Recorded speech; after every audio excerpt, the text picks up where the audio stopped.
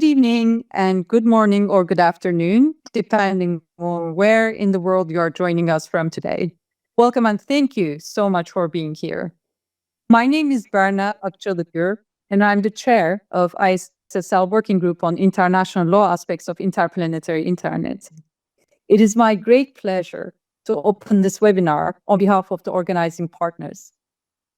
Before I hand over to our esteemed speaker, Dr. Keith Scott, I would like to briefly introduce the organizations that have come together to make this event possible. First, our webinar host, UNU-CRIS. Today's session is hosted and organized in collaboration with the United Nations University Institute on Comparative Regional Integration Studies. It is part of the United Nations University system and focuses on the study of collective governance challenges that transcend national borders. We work particularly with the Digital Governance Cluster, where I'm also a member. I encourage you to visit our website if you wish to learn more. And now, the International Institute of Space Law, the IISL. For those unfamiliar, the IISL was founded in 1960. It is an independent non-governmental organization dedicated to fostering the development of space law. As part of its many activities, it sets up working groups to research and prepare reports on contemporary questions. Our working group is one of these, and it was established to examine one of the most forward-looking questions in space governance today. What legal and regulatory frameworks govern the interplanetary internet? Are there gaps? Do we need new rules? Our group convened its activities last December and consists of 18 researchers. Today's webinar is part of our effort to build a common foundation, ensuring that we have the technical literacy to engage meaningfully with these questions. We hold this webinar open so that we share our learning experience with all those who wish to join our journey. I will now introduce the Interplanetary Networking Special Interest Group, IPN-SIG. When one starts learning about interplanetary internet, it is the organization that one comes across. It is an organization dedicated to extending terrestrial networking into space. Its members include some of the foremost engineers and scientists working at the frontier of deep space communications. It was founded in 1998 by the legendary Vint Cerf, one of the fathers of the internet, together with researchers from academia and NASA Jet Propulsion Laboratory. It now has a chapter in the Internet Society called the Internet Society Interplanetary Chapter. Membership is open to all, and I recommend that anyone interested in this topic join the group. It is the best way to follow their activities and learn more. I've been a quiet member for a couple of years, but when our IISL working group was established, I reached out to them, specific to Vice President Scott Johnson, to organize this event and see how we can collaborate. We had met during their 2025 Space Summit, and we are very thankful for his and IPN-SIG support. Our speaker, Keith Scott, is also an IPN-SIG board member and a founding researcher who has been with them since its inception. He has also worked at the NASA Jet Propulsion Laboratory, served as the chair of the CCSDS working group on space networking, and is active in corresponding working group in IETF. We are very honored that he has agreed to share his expertise in today's session. Now, a few words about today's session. The session focuses on the technical infrastructure underpinning the interplanetary internet. We wanted it to be accessible to non-technical audiences, and our aim is to give those of us working in law, policy, and governance a grounding in how this technology will work. Because understanding the technology is essential to asking the right questions and governing it well. Our speaker will walk us through the case for an interplanetary internet, the architecture and design principles behind it, the extraordinary challenges posed by deep space communication, and the international standardization efforts currently underway. After the presentation, we will have time for questions, followed by closing remarks. The Q&A and closing note will be moderated by Charles Horikami, one of our working group members, who is also one of our group leads. He's a practicing lawyer in multiple U.S. jurisdictions and an experienced international regulatory and space policy advisor.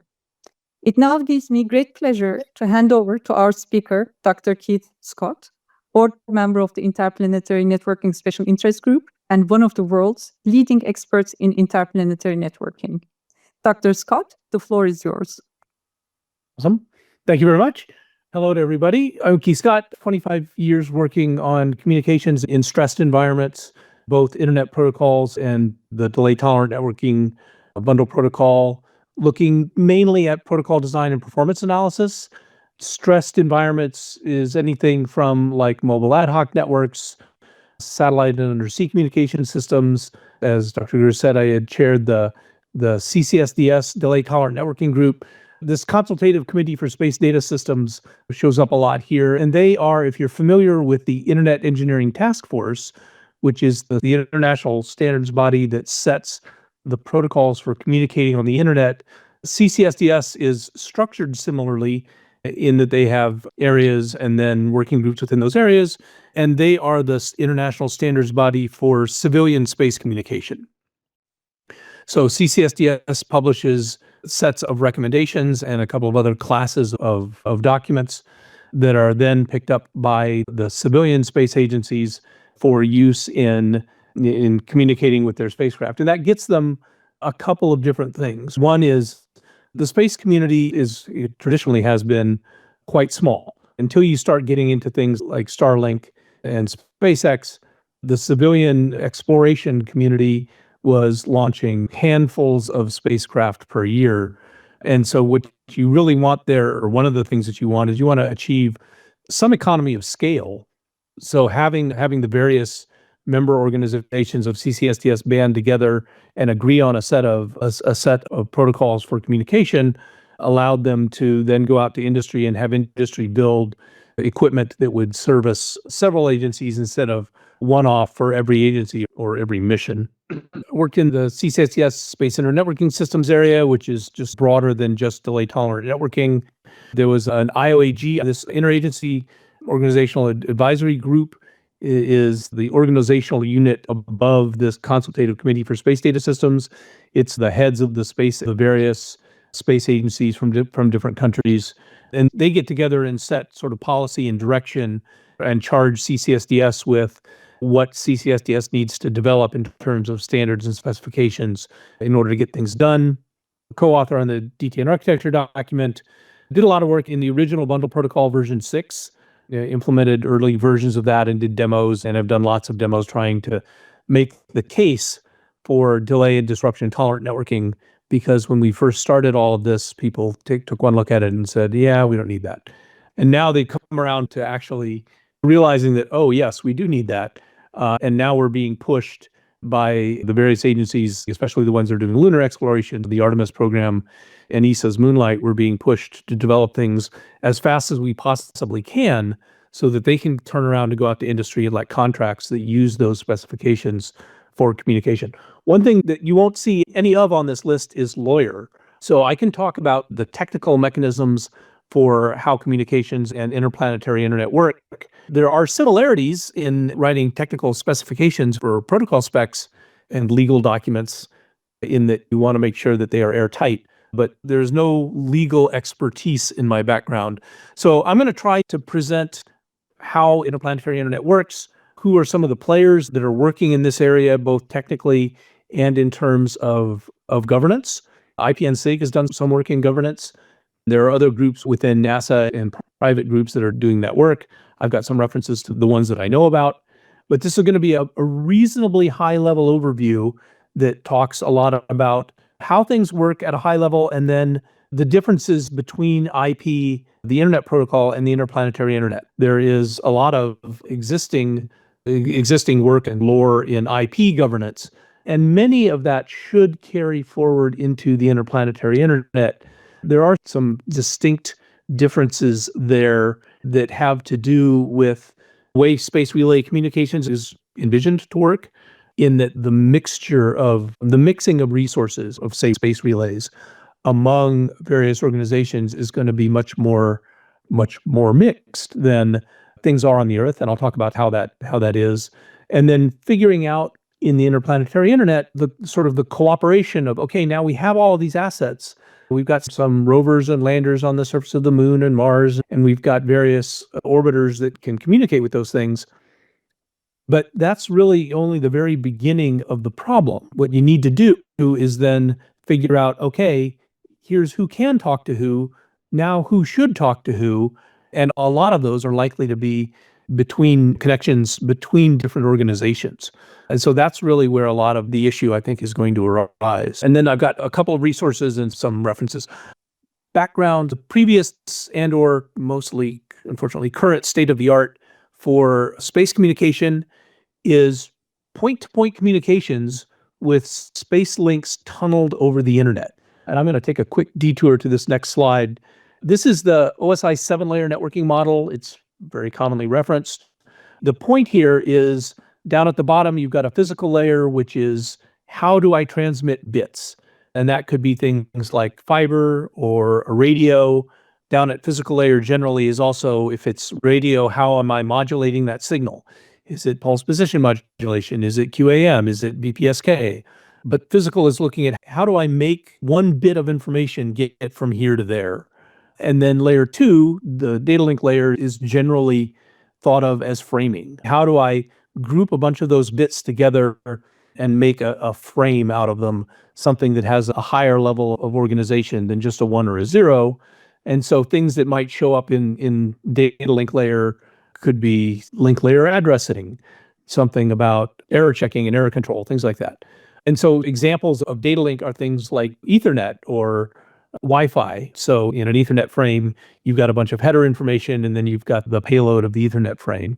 Same thing for Wi-Fi and PPP is structured slightly differently. And then in the internet world, you then have a network layer and a transport layer. That network layer is the internet protocol, and internet protocol has got end-to-end addressing, where a data link layer, I might say, this is the Ethernet device that this particular frame is headed for, and that device is one Ethernet hop away from the transmitter. In IP, the destination might be on the other side of the world. And then things going up from there, getting successively more complicated. Transport deals with end-to-end addressing, so port numbers for TCP and UDP and QUIC, and then flow control and congestion control. But the point here is that for the internet, typically when you think of network, you're thinking of internet protocol or IP at the network. As I said before, here the current state of the art is to take a link layer and connect it directly from a mission operations center on Earth to a spacecraft. And typically that link layer will get tunneled across the internet over TCP in order to get between, say, a mission operations center and a ground station. Think of it as a direct point-to-point wire connection to my spacecraft, no network. And there are a number of CCSDS standards there that deal with interoperability and cross-support. And so the emerging technology is this interplanetary networking technology, or delay and disruption tolerant networking, building a dedicated network and networked communications and also position navigation timing architectures. There's a lot of work in PNT. I'm not going to talk about that. I can point you at people that are doing that. And the way that Mars Relay is done now is the very early prototype for that. The way data is gotten back from Mars now is really not networked. It is really each transmission of data, say from a rover to an orbiter, from an orbiter to back to Earth, is itself commanded. So they're very manual intensive.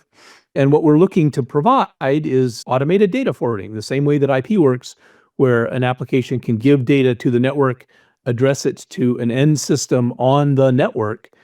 And if that end system is no hops away, 1 hop away, or 20 hops away, it is Bundle Protocol's job to move that data and get it to where it needs to go. The sort of rationale behind this was we launched these space missions, and typically a space mission will have some primary mission lifetime, and they tend to be pretty short.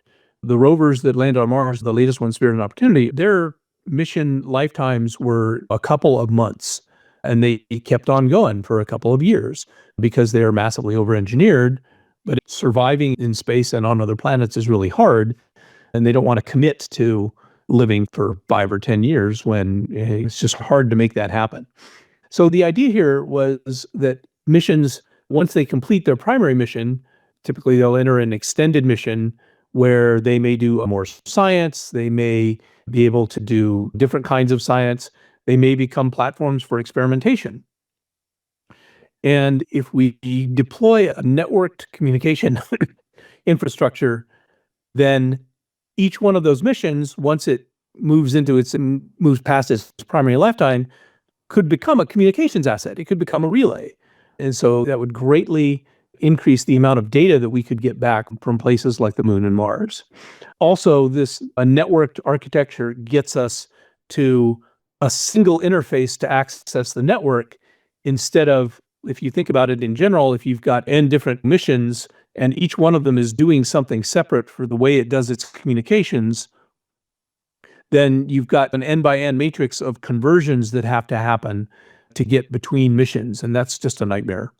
And the rate buffering at interfaces is just another ancillary benefit that you can get out of bundle protocol because it's willing to store data. Talk more about that if anybody's interested.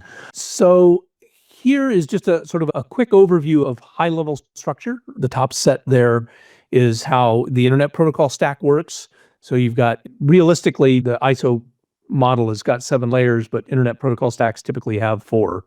You've got an app, you've got either TCP or QUIC or UDP as a transport layer, and then you've got the Internet Protocol, which is the networking protocol responsible for getting things end to end.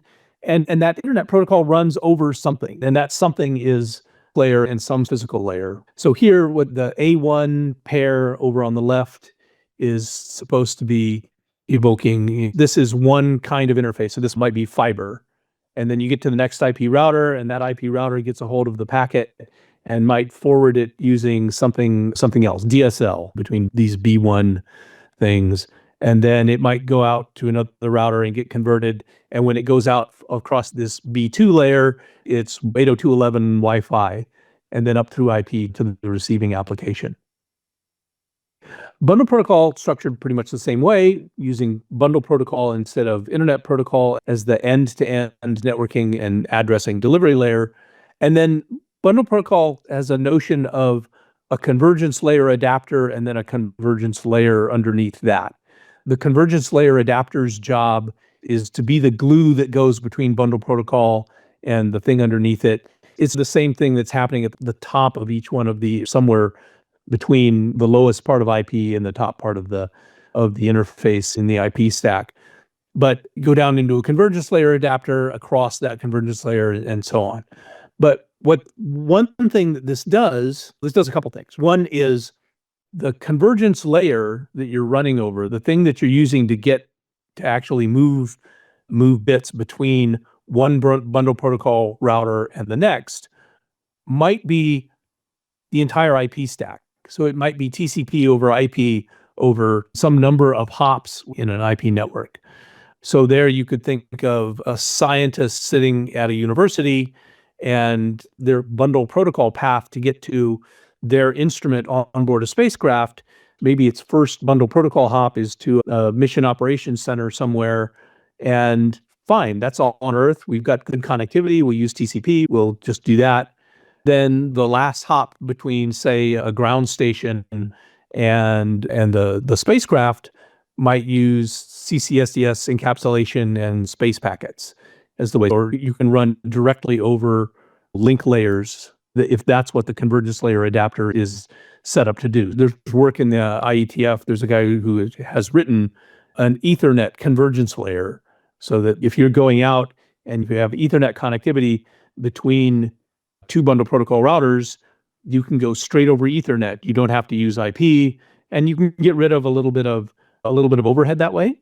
And not as much anymore, but historically, a lot of the work that's been done in the space communication protocols, they are very concerned about overhead to the point 2 bits will start an argument over whether that's needed or not and how to get it done.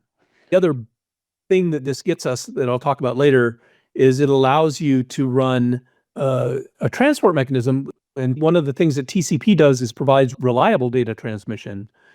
And it allows you to run a transport mechanism that's appropriate to the environment that you're running in without trying to drag transport all the way end to end.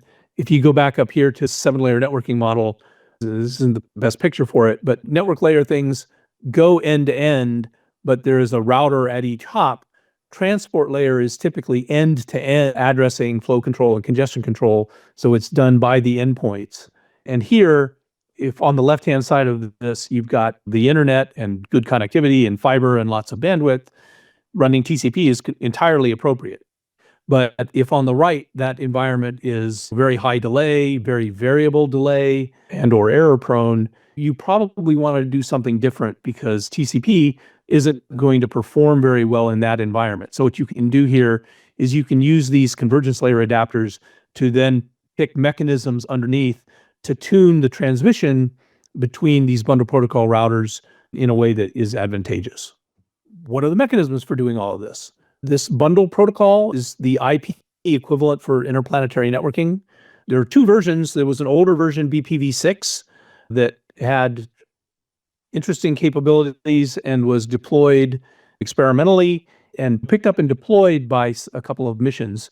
And there's a newer version of bundle protocol, BPv7, that it's different slightly, but realistically, BPv6 is being deprecated as fast and as strongly as we can within the community and trying to get people to move towards BPv7. Services that BP provides, so realistically, end-to-end data delivery, same thing as IP. It is a network layer in that an application can hand data to bundle protocol, give it a destination, and it then becomes the network's job to get that data to the destination or destinations in case of multi-point delivery.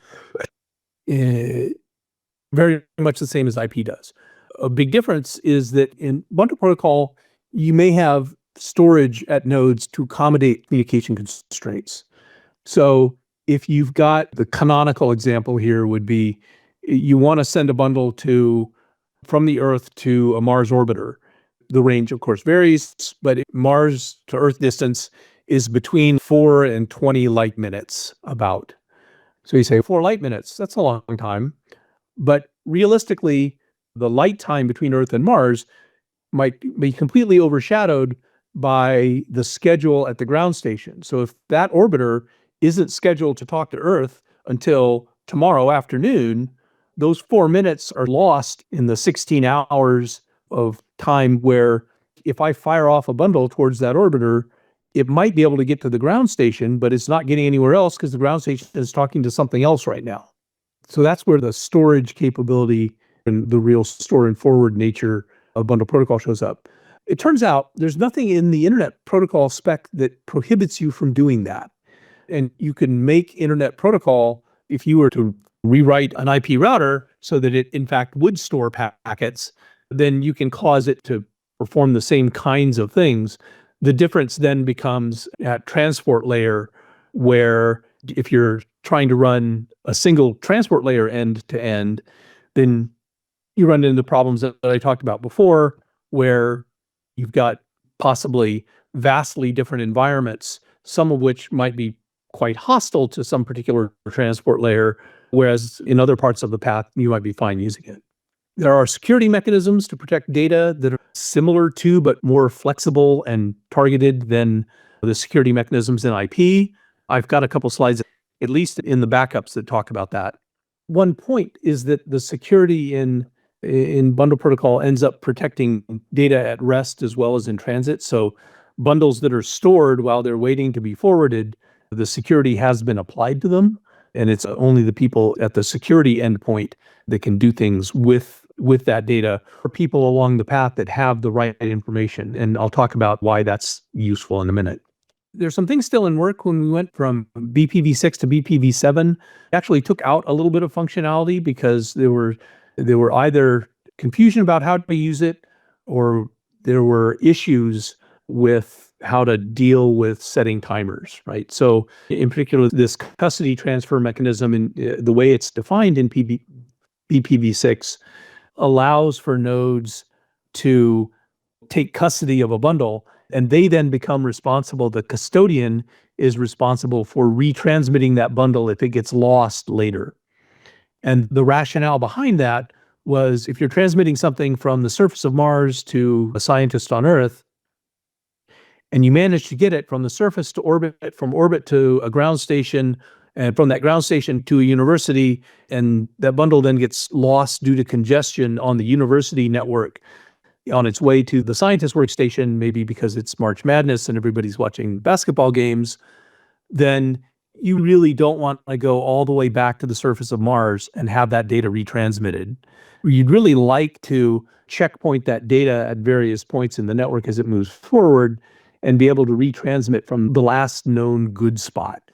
The problem was that the way this was defined, it left open whether or not a node was actually going to take or required to take custody of bundles that requested it. And that meant that you had a really hard time knowing when you needed to retransmit. Because if I'm sending something and I expect the next node to take custody of it and to tell me that it's got custody so that I can release mine, but if the next node then doesn't, but forwards the bundle and the node after it takes custody, suddenly there's a much longer, potentially, round trip time for me to get that custody acknowledgement and understand that somebody else is taking care of this bundle. And so I have trouble setting a retransmission timer and understanding when I need to retransmit. So things like priority and custody transfer are coming back in BPv7. I'll talk in, I think, next slide or a couple of slides about the structure of bundle protocol and how there are extension capabilities, and we're looking to bring priority and custody transfer back under an extension capability and to do a better job of defining it so that we can address some of those problems. I've talked about most of this. The schedule connectivity and routing I'm going to talk about more later because it's complex. So structure of bundle protocol data units are bundles of blocks. Bundle is roughly equivalent to an IP packet, if you want to make that association. And that bundle is made up of some number of blocks, including a primary block and a payload block. And you may have some number of extension blocks. So the primary block has got things like the version. There's some flags that talk about how that bundle should be treated, information about how the CRC is set, and then this destination EID and source EID and RT EID. RT is reports to.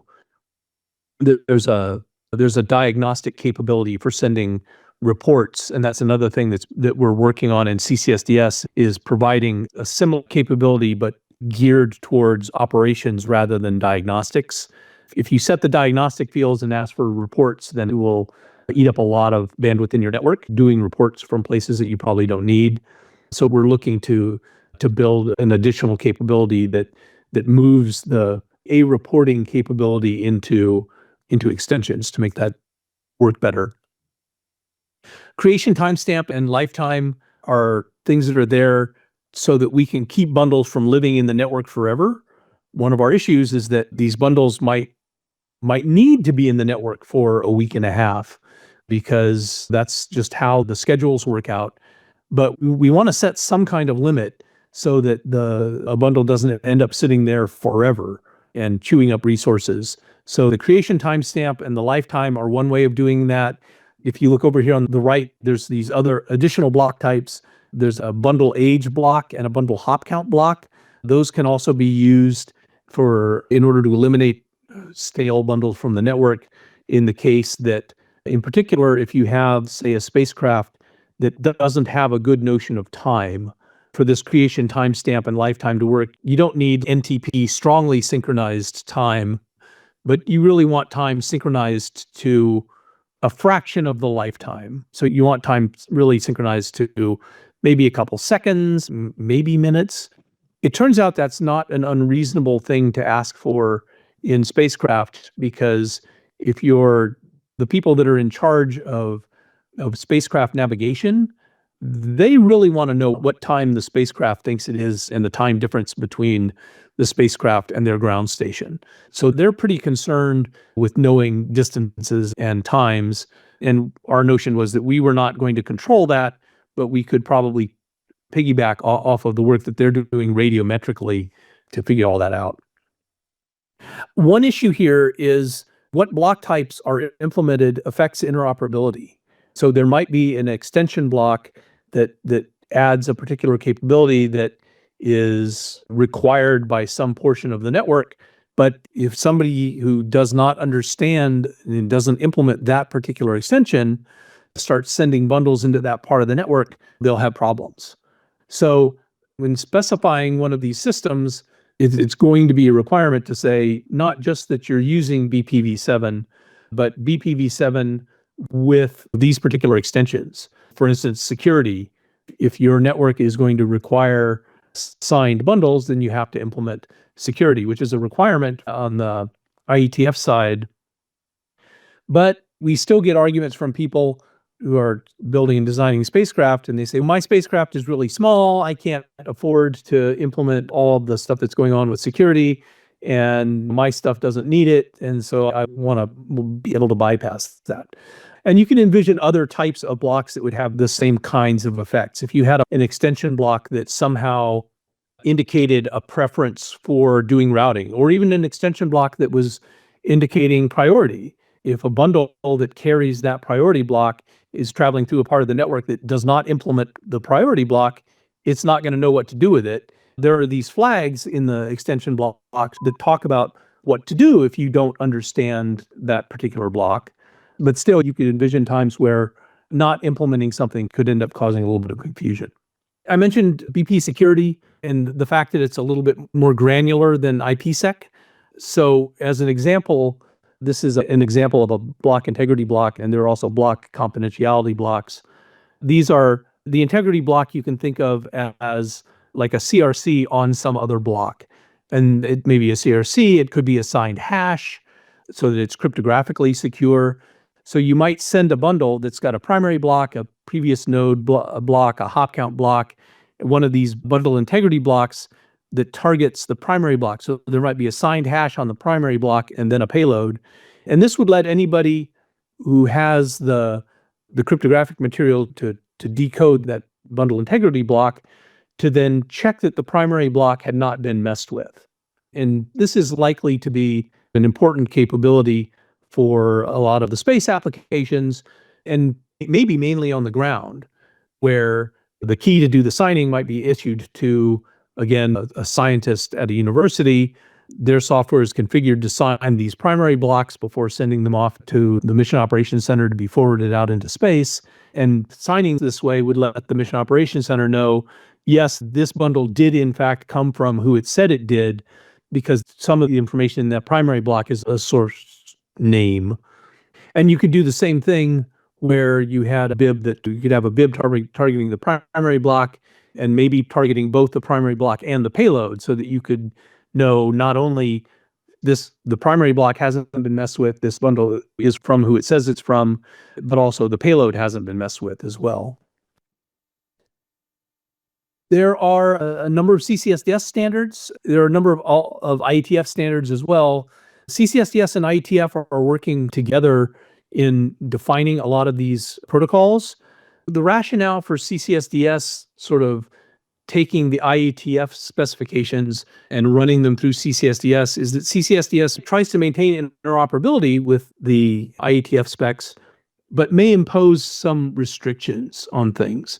So I think, for instance, in the CCSDS bundle protocol specification, it essentially says, take RFC 9171, and here are a couple of sort of deltas from that spec. One of them was, you're only required to handle a bundle of up to 10 megabytes, as a single bundle of up to a particular size. And again, that's because the people that are building the flight software and designing and writing the software that would run a bundle router on a spacecraft is a world unto itself. They are very concerned with everything being bounded, everything being known, so that they can ensure that there are no buffer overrun issues. CCSDS also has a thing called schedule-aware bundle routing. This is one of the main departures from IP. Aware bundle routing, you've got routing, or really forwarding mechanism, based on predicted schedules. If you've got a system where you know that this orbiter sees this ground station for these times during a day, and a different orbiter sees a different ground station, this schedule-aware bundle routing takes all that communication schedule and then we'll forward bundles based on that schedule. And the reason for standardizing this was if you don't do that, if everybody is making their own different forwarding decisions, you could very easily end up with routing loops where a bundle just bounces back and forth between two nodes until it times out and dies. So this was a way of getting everybody on the same page with respect to being able to forward things and having them make it to the destinations. The BPSec, as I mentioned, is almost done in CSDS as a work in progress.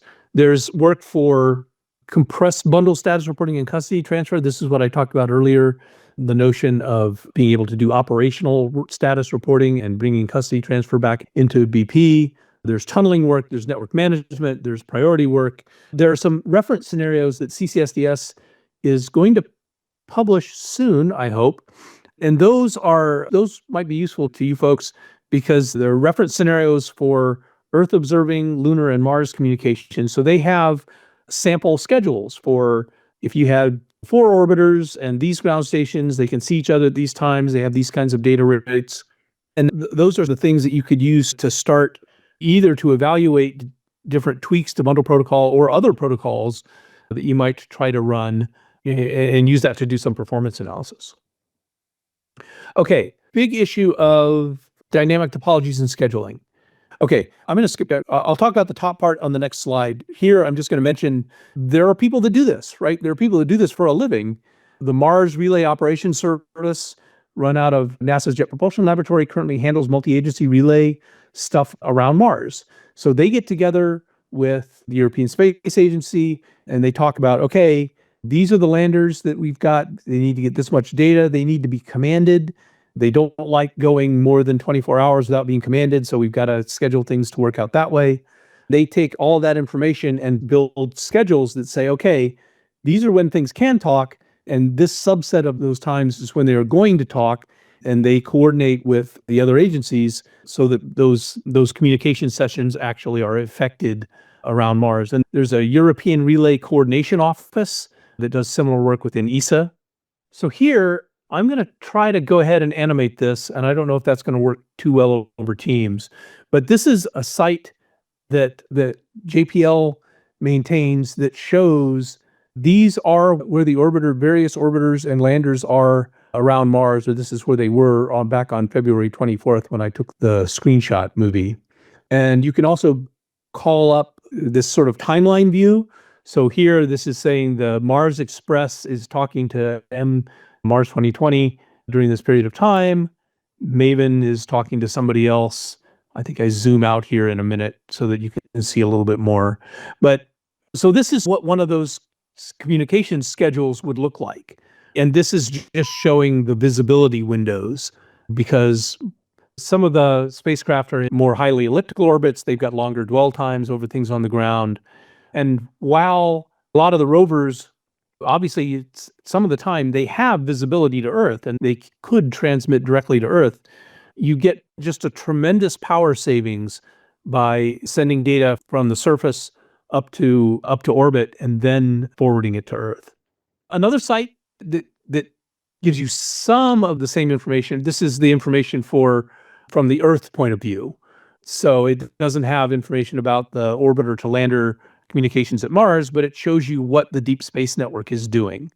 And they'll show you real time who's communicating with who. And I like this screenshot because it's got DSS 43 in Canberra, which is a 70-meter dish, talking to Voyager 2 with a round trip time of 1.6 days at an astonishingly high bit rate, 160 bits per second.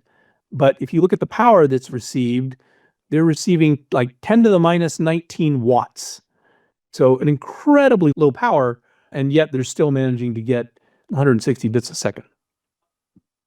So working towards the problem of who talks to who when in order to make these communications happen. In the internet is organized at a large scale around autonomous systems. And so an autonomous system is a set of routers that are all under one organization's operational control. Think this is Verizon's backbone network. This is Sprint's backbone network. And those networks get built out And then at various points, those networks peer with each other, because if I'm on Verizon and you're on Sprint, we still want to be able to talk. So those peering points are these red stars here that are meant to indicate that this one in the lower left, right? AS13 is peering with AS42 here. So if you're routing data from somewhere in AS13 to somewhere in AS23, I could go through 42 and then 42 to 23, or I could go through 18 and get 18 to, 18 only peers with 42. I didn't cause 18 to peer with 23. That's unfortunate, but you get the idea. And this is, and again, at a large scale, the way that routing works in the internet and is controlled by Border Gateway Protocol. And there is an art to peering agreements between organizations and writing the BGP rules that affect those agreements. Even in this simple case where those peering points are generally only on the edges of a bunch of equipment that's controlled by one organization in itself. In the interplanetary internet, things are more complex. I don't know if it shows up well on the screen, but these are supposed to have slightly different colors so that there's some blue ones, some beige ones, some purple ones, some yellow. And those are supposed to indicate some particular organization. So either a space agency or a company. There are a couple of companies that now have contracts for implementing the LunaNet communications network. So you may have hardware from some particular organization talking to an entirely different organization. So yellow going to beige and then going back to yellow before it gets down to the destination where it's headed for on Earth. So you've got something that's much more foamy. Instead of having these sort of nice topologically convex spaces and being able to run BGP between them, now I've got to worry about communicating with things that may be from entirely different organizations on both sides of me, as well as this whole topology in the middle may be changing with time, the same as we saw with the timeline view on the Mars graphic. So it may look like this now, but in a minute, the yellow data generator or lander or whatever it is may be directly connected to the yellow relay and storage unit. So you've got to deal with changing the organization that you're talking to. You might have an asset that's topologically in the middle of another organization. And then you've got this other problem of, okay, how do we design and schedule this to best serve the users? And where best serve is probably a complex metric to try to do. But you could envision, in the simple case, you could say, each of my things over here on the left generates data according to some schedule.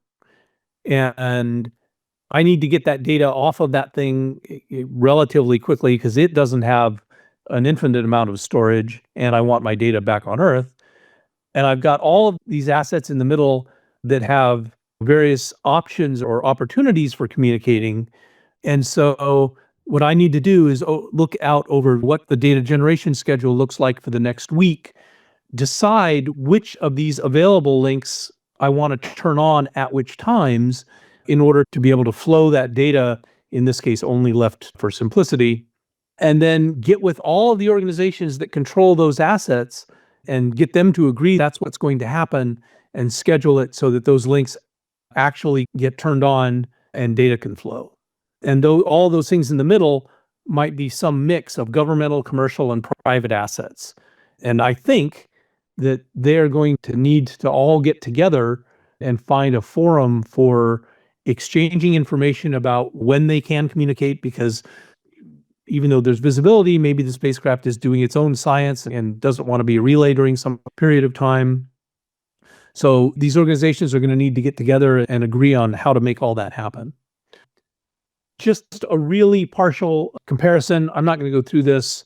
Let's see. Routing and route planning, as we talked about, I think that's a big deal. Who's working governance issues now? IPN-SIG, a part of the Internet Society, is working governance issues. There's a whole bunch of people within the IETF. I don't have a graphic for it, but within the IETF, they do governance of the Internet. There's a committee for the study of LunaNet governance run as a working group out of this Interagency Operations Advisory Group. They've done work on cislunar position navigation and timing, so people who are interested in timing. And they've got some results that are high level that they've released in the networking world. A lot of this is driven by, as I said, Artemis and Moonlight. They're looking to build a standardized communication network around the moon and to do it right quickly. And so that's putting a little bit of pressure onto CCSDS to get some of these documents out and standardized soon. There's a LunaNet interoperability specification document. There are these Artemis Accords. It became evident that signing treaties was going to be massively too time consuming. The Artemis Accords are non-binding agreements between signatories, but they've got a section on interoperability that really just says these things need to be interoperable and support a common infrastructure. And what that means in practice really is interplanetary internet and delay-tolerant networking. There's an interplanetary governance document out of the CIGI by Laura DeNardis and NASA working things. Current status, near-term deployments. This interplanetary internet is flying on a number of things.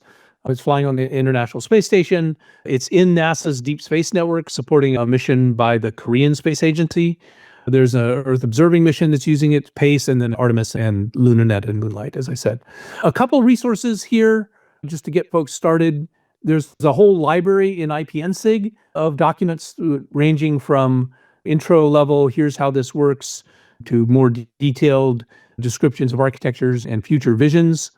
There are a bunch of IPN-SIG Academy and events talks that are available at this link, that are videos that you can watch that cover a gambit of issues, everything from COM 101 to, hey, how can we use AI to improve all of this in the scheduling and space communication. There's the IETF D10 working group and the CCSES D10 working group. If people have particular questions that I can try to provide points of contact in any one of these and stitch you up with them so that you can talk about. And a couple more references, just the IETF Governance Forum, and a couple of references to some of the governance documents. And that's what I have. Let's see. I know that originally Vint had dialed in. I don't know if he made it back onto this version of the call. Oh, good. He has his hand raised. I was able to listen to a good portion of Keith's summaries, and thank you, Keith. That was one of the clearest presentations I've heard about the complexities and the ins and outs of the interplanetary internet. What I wanted to bring up is that a lot of the legal issues that we are beginning to anticipate for the interplanetary internet are a consequence of commercialization of space. And what's happening is that activities in space are moving away from what had been national initiatives to the private sector. In addition to that, the availability of lift capacity that is not indigenous to a given country has also opened up possibilities for countries, let's say Luxembourg, to be much more space-oriented than they might otherwise have been. All of this translates into many questions that arise. Let's take the return to the moon as an example. If NASA were to say to the private sector, if you make a mine on the moon, we're interested in buying the product, whether it's helium-3 or some aspect of the regolith or something else. The private sector company might say, this is pretty exciting. Can I own the property the mine is on? And the Outer Space Treaty of 1967 would say no. And the CEO would say, wait a minute, I'm nervous about this. And then he might say, well, if I can't own it, where do I register the mine? And the answer might be, beats me. Then the next question is, what if somebody interferes with my operation of the mine? What do I do then? In what court do I sue and in what jurisdiction? Or do I call the Space Force or somebody else to police my mine? So questions like this are going to confront us already, clearly, and on a global scale, seeing private sector engagement in space, not only in the lunar environment and cislunar, but also anticipating Mars. And I've been hearing from private sector companies an intent to try to least orbit Mars as early as 2028 or 2030. So I would say that the international community needs to start thinking hard about how to facilitate private sector and national efforts that would permit something as rich as the interplanetary internet to be implemented. Some of the things that you said I thought were particularly poignant, especially the idea that we're commingling our assets in order to create a network whose links are dynamically constructed by design and by intent. So it's not like you lay down a topology and it just sits there. It's something that's highly dynamic and it requires cooperation. So a node in an interplanetary internet becomes a core notion in the system. Unlike an autonomous system in the internet environment, the node in the interplanetary internet is the core asset, and it could be interconnected with assets of other organizations, as you pointed out. Making that work in an automated way, in a way in which everyone is comfortable, is going to be not only a technical challenge, but will also be, I think, a legal one. What kinds of agreements will we make in order to facilitate that? So I'll stop there, but I want to thank you very much for an excellent presentation. Dr. Scott, sure, thank you so much for a wonderful presentation and the commentary. It's been fantastic. Learned a lot, at least I have. I've compiled the questions that have been asked. There weren't very many yet. We might have some more building off of these, but it seems like everybody is curious and they want to know more about the inner relations between different users.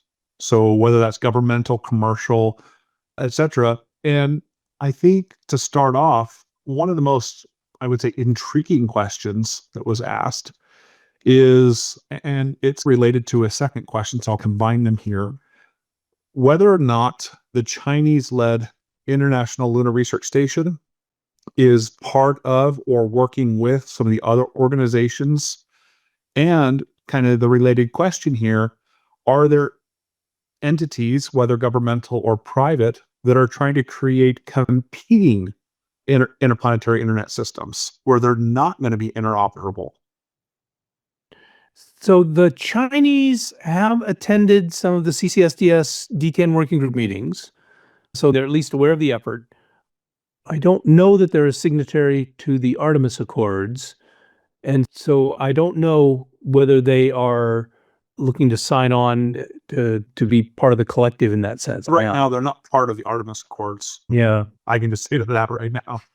Okay. So yeah, competing in parallel efforts, not really by rival space powers, but there are other efforts looking at alternative ways of doing interplanetary networking.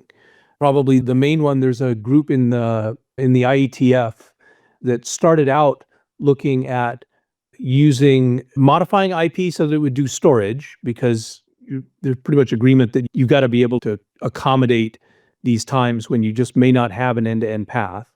And then tuning parameters of an end-to-end transport protocol like QUIC and trying to run that over large distances. That work is ongoing. They may or may not have just gotten through last call for their architecture document. What I'm really interested in is getting a hold, once CCSDS makes public their reference scenarios, being able to run that in head-to-head against bundle protocol in some of those reference scenarios and see how that shakes out. Great. A follow-up question to that. I'm going to read this one just because it's complicated. I might read it a second time if you need me to. As cis lunar networks evolve into more permanent infrastructure, what challenges do you see in ensuring interoperability between independently developed systems, whether governmental or industry? The challenge is balkanization, competing specifications. The LunaNet program is trying to drive that towards a single interoperable solution and letting contracts to do it. And I suspect that to some extent, it'll go the same way that social media does. If there's a large bolus of people that are using LunaNet and that set of specifications, I think it'll tend to attract more users. If you're a private company that, for whatever reason, doesn't think that they want to use the extended infrastructure and are happy with the antenna that you bought and put in the middle of Arizona or wherever you put it, communicating with your assets on the moon, there's nothing to stop people from doing that, except for the work and emissions, radio emissions kinds of rules. But I think that the challenge is if we can get a sort of critical mass of folks using something that is interoperable, then we can go forward and build on that, and you get this network effect where now all of a sudden I don't have just my resources, I've got all these resources available to me, not only for my day-to-day life, but if something goes horribly wrong, I might want NASA with a 70-meter antenna to be able to point at me and send commands. So we'll see. We'll see how that goes. Awesome. We just had another question. When we think about using something like Sabre for routing, doesn't that cause huge processing if we do it at a global scale? We'll also have a huge churn with change in schedule of one of the contacts, Right. because of failure. So failure of a contact probably doesn't change the overall schedule. So you could envision building a schedule for a week or some time period, and then I'm going to run based on that schedule until I know something changes in it. But a failure of one link really is just something that you've got to deal with. If that link fails, that's where the automatic data forwarding comes in. I'm going to detect that link has failed. I'm going to detect that the bundles that I wanted to send across that link didn't make it, and then I'm going to reroute them. The scalability is an issue with Sabre, and we're looking at ways to deal with that. There is a notion of breaking the entire network into a set of regions, similar sort of to autonomous regions in the internet, and using Sabre internally to those as an interior gateway protocol, and using a different mechanism for routing between regions as an exterior gateway protocol. But yes, if you pick very large number of nodes and or a very long time with very choppy connectivity, then the Sabre calculations can add up. But breaking that up into a set of smaller problems, we think is the way to go. Missed a question earlier. I'm going to pop back to that one real quick. Will opportunistic deployment of DTN capable space assets be sufficient to adequately populate an interplanetary network? Or must there be a concerted effort to populate the network with some critical amount of space infrastructure prior to creating a viable interplanetary network? I think the answer there is both, right? So we can get some benefit out of opportunistic deployments. And certainly once we have a minimal viable infrastructure, then opportunistic deployments just do that much more good. But there will be places where we're going to want to put specific infrastructure intentionally, right, around the moon for servicing LunaNet. We are going to want to put relays into specific orbits to address the humans on the surface and get good coverage of certain spots. So I think the answer is you need to do some of it. You'll get a lot more if you do some of it intentionally, and there's room for that. And then the opportunistic deployments then build that out and help flesh it out. I think the last question was answered by Dr. Scherf. I can ask you if you have a different opinion, maybe. I don't think you will. Given the current technical developments, do you see a future interplanetary internet more centralized or more distributed than the current system, the planetary internet? And there must be distributed. And I think just by its very nature it will be, but maybe you have a different opinion. It's going to be distributed, but this whole issue of scheduling and figuring out what that schedule is going to be complex. Thank you so much for joining us. You've taught us so much, and we really appreciate it. I'll turn it back over to Myrna in case she has something she wants to say before we wrap up. Thank you, Keith. Thank you, Charles. I'm grateful for all the attendance. We are keen to share our learning experience with all those who are interested. We announce our activities on our LinkedIn page, and I wish you all a good day and see you all soon.